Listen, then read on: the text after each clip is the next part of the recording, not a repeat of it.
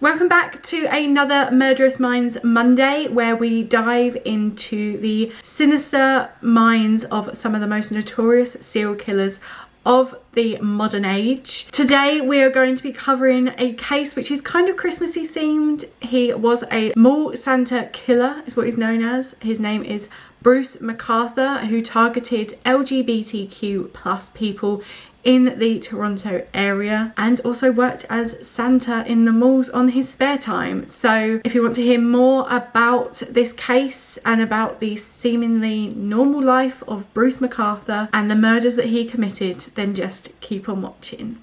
Bruce McArthur was born Thomas Donald Bruce McArthur on the 8th of October 1951 in Lindsay, Ontario. He was the second child and only boy to Malcolm and Islay McArthur, and he grew up on a farm near Argyle in the Kawartha Lake District, and he attended a high school in Felon Falls. His parents in McArthur's early childhood served as foster parents for the troubled children in Toronto, and they had a good reputation in the community, obviously, for doing this work. But as with any families, what you see on the outside is not always how it is behind closed doors. Behind closed doors and in the family home, there was a rift since McArthur's father Malcolm and his mother Islay were different religions. They were Presbyterian and Catholic, which caused a rift in the home. And it also caused a rift between McArthur and his father, since McArthur was always on the side of his mother and stood up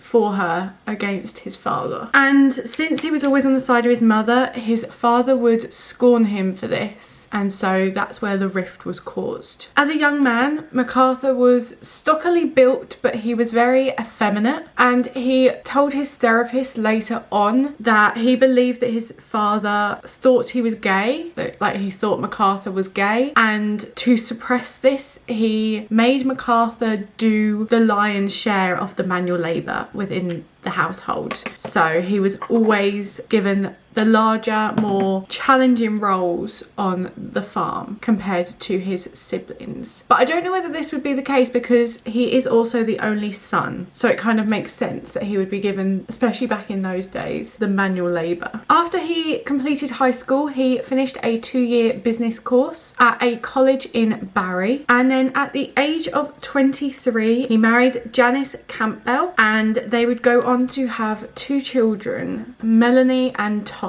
Around this time, he then became a buyer's assistant for a company called Eaton's Department Store in the town of Toronto. This position then led on to him becoming a travelling salesman for McGregory Hosiery, which sent him all around the country. He then moved with his wife and kids to Oshawa and later became a merchandising representative for Stanfields Limited, which was a clothing manufacturer in the area. For years, McArthur presented himself to society as a conventional family man and a conventional member of the community. He had a full-time job and he was very active in the Presbyterian church. As I said, whatever people present to the outside is not always how it is behind closed doors. Because behind closed doors in the McArthur household, Todd, Bruce's son, would later claim that his father was physically abusive, and as a teenager, Todd was in trouble repeatedly for making obscene phone calls, which would later turn into him being sent to prison for obscenity and harassment convictions. So as you can see, that family connection that McArthur's got on the outside to the community is not how it seems behind closed doors. Sometime in early 1990, McArthur came out as gay to his wife and stated that he had been sexually involved with men throughout the years that they were married. The couple continued living together but experienced financial difficulties. This was because McArthur lost his job and also the legal expenses caused by Todd's conviction and going to court. And by 1997, McArthur and Janice separated, and just 2 years later, in 1999, McArthur declared bankruptcy. After his split split with Janice, McArthur moved into an apartment in Toronto and he worked as a landscaper. And while he was living in Toronto, he frequently visited Toronto's gay village, which was the stretch of Church Street, roughly between College Street and Bloor Street, just in case you wanted to know where that was. He gained a reputation within this community and within the village of being a very obsessive and controlling man, and for engaging in very rough sex with other people within the village. McArthur had been in a longish term relationship. He was in a relationship with a man for 4 years, but this relationship ended when his divorce with Janice was finalised. When this relationship ended, he began to see a psychiatrist and was prescribed the antidepressant Prozac, and he also started to take the muscle relaxant amyl nitrate, also known as Popper, which he used as a sex aid. So the first run-in that McArthur had with law enforcement was on the 31st of October when he assaulted and injured a male sex worker with an iron pipe. However, he turned himself into police and he was sentenced to just a year of house arrest for this assault, followed by 6-month curfew and 3 years of probation. He was also forbidden from possessing amyl nitrate, so the muscle relaxant, and was barred from the village for the period of his probation, so that was 3 years. He was also instructed to take anger management courses and counselling, and he also had to submit his DNA to the criminal database, which, as you should. I don't know why it's not a thing that we all don't have to put our DNA on the database. Surely that would make so much more sense, but there's probably a reason, breaks some law or something, but I think everyone should have to have their DNA on the database. It would make solving crimes so much easier. I digress. He later actually successfully applied for a pardon for this assault, and he avoided having any criminal record from committing this assault in October 31st of 2001. When this pardon was granted, he then started visiting bars again in the village because he wasn't on probation, so he could visit them, and he was active on a number of gay dating websites. Nothing that happened deterred him from going back to what he was doing before, so that went well, didn't it? Assaulted a sex worker, you know what? You won't have a criminal record and you can just go back to what you were doing and you'll get a pardon. It's fine. Crazy. In 2003, he established a landscaping business called Artistic Design and built up an extensive clientele of very wealthy, well-off older women, and he was very much in demand in the area. The women that he worked for found him very charming, didn't have any issues with him at all, so this worked in his favour. Also, since he was just living in an apartment, he couldn't keep any of his tools in his apartment because there wasn't enough room, so he would actually store tools at his clients' houses. But later on in the story you'll find out that this was not such a good idea and would be a fateful mistake later on. While on the job, McArthur was often seen in the company of older white men who he seemed to be romantically involved with, and also men of Southeast Asian and Middle Eastern descent.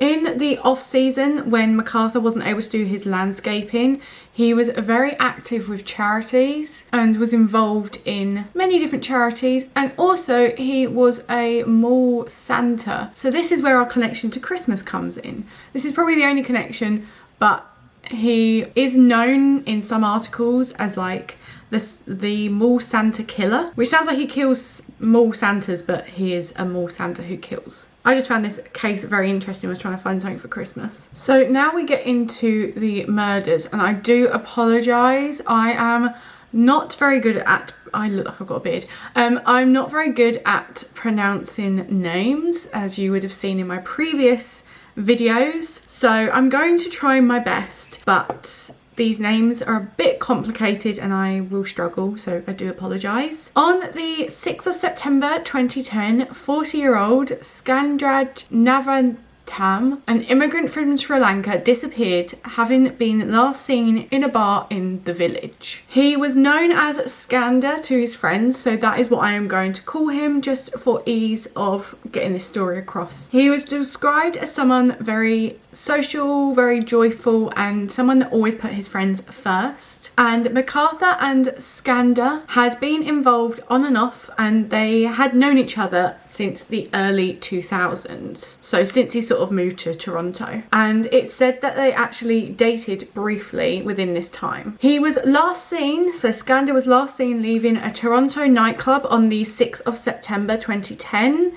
And he was reported missing by a friend when they found his new 10-week-old puppy alone in his apartment. And this was just 10 days after he was last seen. When he was reported missing, police were not able to find any trace of him, like they had no idea where he was. It was later discovered that McArthur and Skander were friends on Facebook. This was before McArthur's social media got taken down. Police believe that McArthur killed Skander on or around the date that he disappeared. How he did this is not completely known, since the state that his body was later found in, they couldn't really determine a cause of death. McArthur's next victim was an Asian immigrant who was reported missing. This was 42-year-old Abdul Fasir Fai, who was last seen on the 26th of December, so just a day after Christmas in 2010. He was a married father of 2, and he divided his time between Toronto, suburb of Brompton,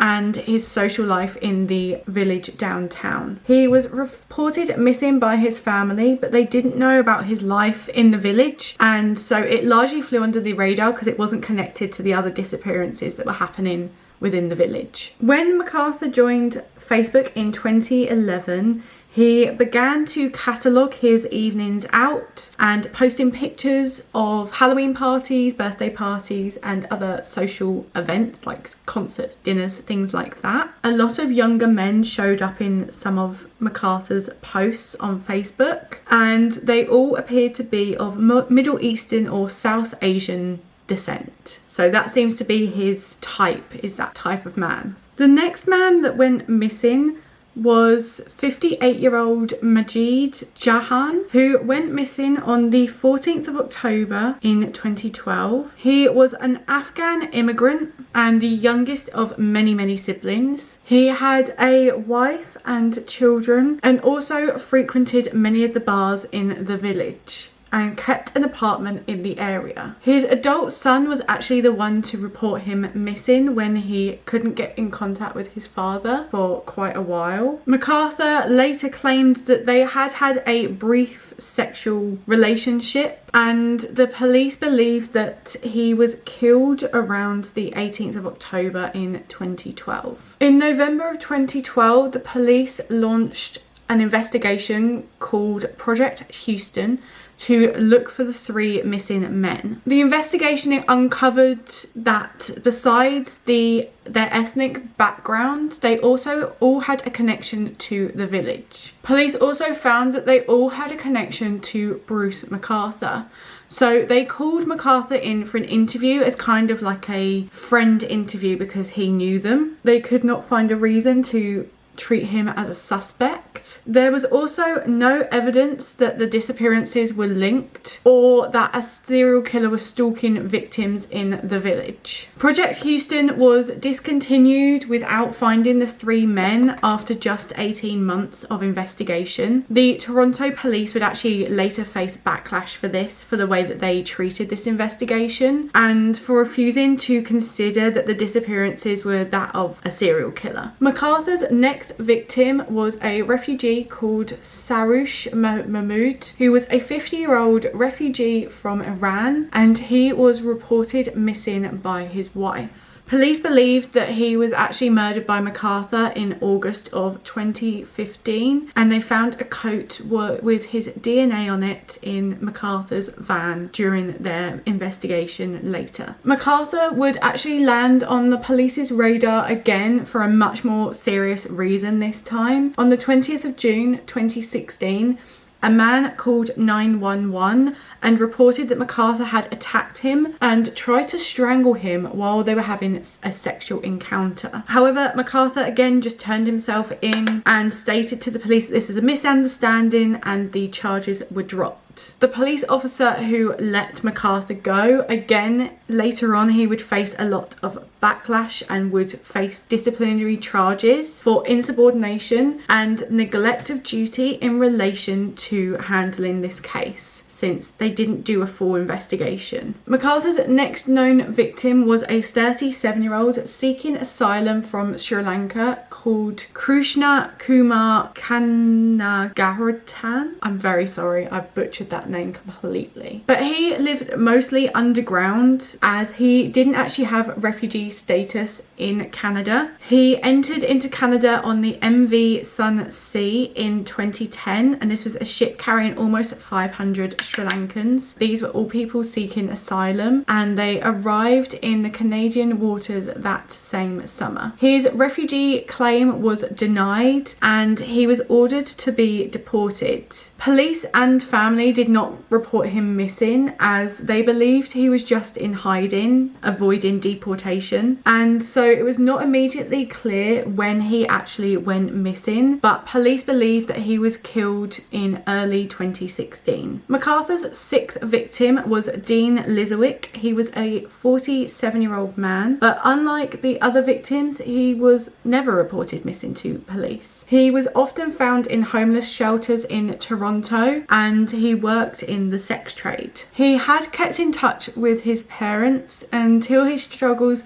with mental illness landed him on the streets. However, he would still send cards to his mother expressing his love to her, and his name was actually added to the Toronto Memorial for Homeless in February of 2018, which remembers those people who have died as a result of homelessness. Police believe that he was killed around late April 2016, and McArthur actually kept a souvenir from Lizowick. He kept some of his jewellery, which was later found in his apartment during the investigation. On the 30th of April 2017, 44-year-old Selin Esen, a Turkish immigrant, was reported missing. He originally went to Canada from Turkey in 2013 and he had struggled with a drug addiction. His friends said that he'd actually reached a turning point and was trying to turn his life around. He was described as a nature-loving guy who enjoyed managing a cafe, and he also had a passion for sociology and philosophy, and he was generous and selfless with his friends. So sounds like an amazing person. When police did the investigation into McArthur, they actually found Essen's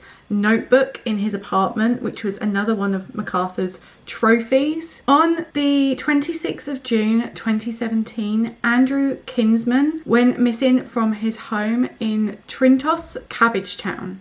Love that name. However, unlike the other men, Kinsman was not of Asian background or descent, and he was known as a socially active part of the LGBTQ plus community, and his friends hung missing posters in and around the village when he went missing. The evidence that we have shows that all of McArthur's victims were lured to his bedroom, where he would then kill them via strangulation before dismembering their bodies. Due to the disappearance of Kinsman, which is really sad that it took someone that wasn't of Asian descent or Middle Eastern descent for police to actually do an investigation, but because of Kinsman's disappearance, the Toronto police organised a new task force called Project Prism on the 14th of August 2017. This was put together 7 years after the disappearance of Skanda back in 2010, and fears that a serial killer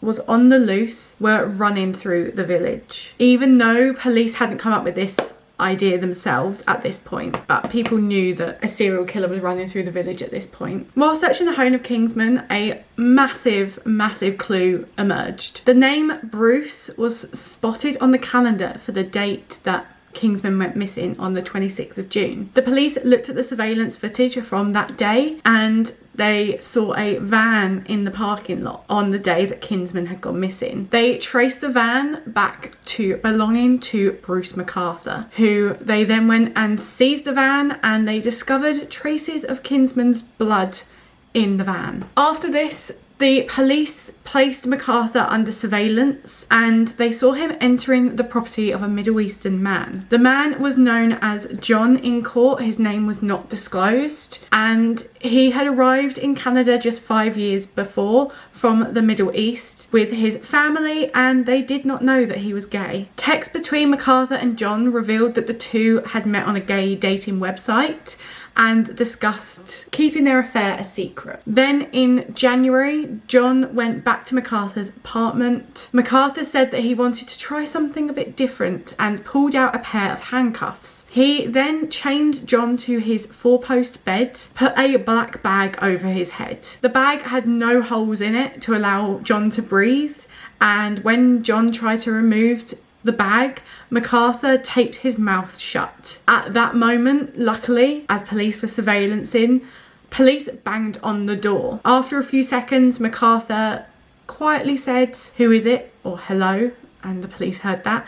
They banged down the door, they entered, and McArthur was just standing there. They then entered the bedroom and found John on the bed, still tied to the bed, and he had a blindfold and the tape over his mouth. The police had just saved McArthur's potential 9th victim, and 60-something-year-old McArthur was placed under arrest instantly, as he should be. In court, it was discovered, or it was disclosed, that each of McArthur's victims had a vulnerable past. Among them was a recent immigrant who had fallen into drug abuse, a refugee who was about to be deported, a closeted gay Muslim, and a homeless sex worker. It was discovered during the investigation that some of the non-white victims of McArthur hadn't actually been reported missing. It's thought that this contributed to McArthur's MO, as he knew if he targeted these victims, they probably wouldn't be reported missing, and he was less likely to be detected. And also because of the fractured relationship between the police and the LGBT community, this also played into that. On the day that McArthur was arrested, police began to forensically investigate the property in Toronto and one in the town of Maddock. All of these properties were linked to McArthur's landscaping business, and this search would actually later expand to other locations within and out of Toronto. Human remains were discovered in planter boxes in the yard of a residence in Toronto, and it was also discovered in the ravine at the back of the property. These remains were identified as belonging to Kinsman, Navaratam, Essen, Fuzzy, and Kahan. The police also found the remains of the other 3 victims of McArthur. The remains of Scandra was found in one of the 5 planters that the police recovered from a Midtown Toronto home in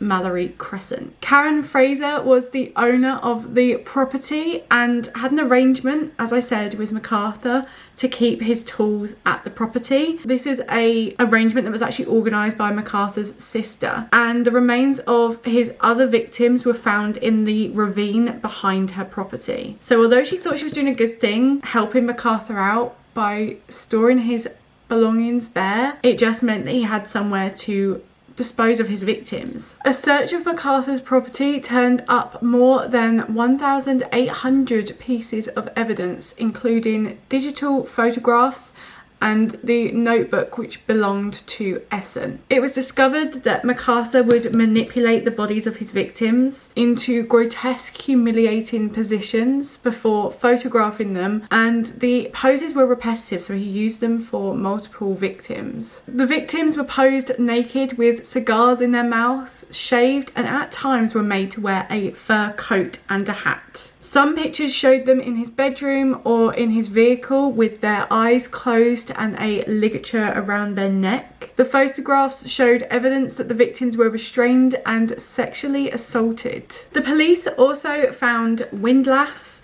metal bars, and rope which was used in the murders. Mementos are often kept by serial killers so that they can sort of relive that moment, and it can tide them over until the next time when they feel overwhelmed with the desire to kill a victim again. There were also Ziploc bags which contained hair from some of his victims were found in the shed of McArthur, which he kept at Mount Pleasant Cemetery. McArthur pled guilty to 8 counts of first-degree murder on the 29th of January, making a trial unnecessary, and on the 8th of February 2019 he was sentenced to life in prison without the possibility of parole for 25 years. So when he is eligible for parole, he will be in his 90s. So hopefully he will spend the rest of his years behind bars. I don't think he should be eligible for parole, even in 25 years, for what he did. And it was just horrible. Like, the way he treated these people and the way that he chose his victims was just so detestable, just because they were immigrants. Horrible. But that is the end of today's case. We have to remember the victims on today's case. Because I can't pronounce their names, I'm not going to try at the end, and I do apologise, but we are going to remember the 8 victims who were all taken far too soon. They were all such a lovely part of the community, as described by their friends and family, and they didn't deserve to be targeted by McArthur as they did. So it was just horrible. But that is the end of today's case. Let me know what you think down below. I know it wasn't the most Christmassy case, but I did kind of a Christmassy look. I've done a red lip. I don't know if it looks red. It looks kind of pinkish, but it is red. I did a red lip. So yeah, let me know what you think. Let me know any other cases that you want me to cover in the new year. I am going to be doing a New Year based case next week, so stay tuned for that. I do upload on every Monday. That is my aim. So next year you're going to get 52 videos from me, hopefully. But yeah, let me know what sort of cases you want to hear from me and you want me to cover. I hope you all have an amazing Christmas and New Year. Stay safe out there and be careful of the Santas that you trust in the shopping centres. That's all I'm gonna say. But yeah, I hope you all have a lovely Christmas, New Year, spend it with your family, and I will see you next week for another Murderous Minds Monday. Bye!